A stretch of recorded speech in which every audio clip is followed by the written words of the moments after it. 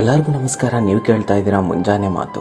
ಸಜ್ಜನ ಸ್ನೇಹಿತರೆ, ಏನು ಇಲ್ಲದಿದ್ದಾಗ ನಮ್ಮ ತಾಳ್ಮೆ, ಎಲ್ಲವೂ ಇದ್ದಾಗ ನಮ್ಮ ವರ್ತನೆ, ಇವೆರಡೂ ನಮ್ಮ ವ್ಯಕ್ತಿತ್ವವನ್ನು ನಿರ್ಣಯಿಸುತ್ತದೆ.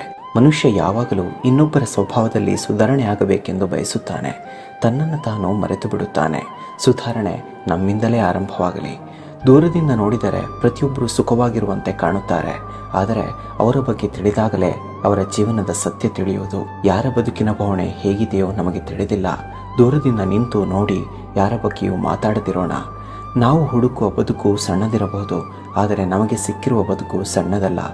ಜೇನು ಹುಳವೊಂದು ಹೇಳಿತು, ಜನರು ನಾನು ಕಷ್ಟಪಟ್ಟು ಶೇಖರಿಸಿದ ಜೇನನ್ನು ಕದಿಯಬಹುದು, ಆದರೆ ಯಾರೊಬ್ಬರು ನಾನು ಜೇನು ತಯಾರಿಸುವ ಕಲೆಯನ್ನು ಕದಿಯಲು ಸಾಧ್ಯವಿಲ್ಲ. ಸ್ವಾರ್ಥಿಯಾಗಿ ಬದುಕುವುದು ಜೀವನದ ಭಾಗ, ಬೇರೆಯವರಿಗಾಗಿ ಬದುಕುವುದು ಜೀವನದ ಕಲೆ. ಇನ್ನೂ ಹೆಚ್ಚಿನ ಸ್ಫೂರ್ತಿದಾಯಕ ಹಾಗೂ ಮನೋರಂಜನಾ ವಿಡಿಯೋಗಳಿಗಾಗಿ ಈ ಚಾನೆಲ್ ಅನ್ನು ಸಬ್ಸ್ಕ್ರೈಬ್ ಮಾಡಿ.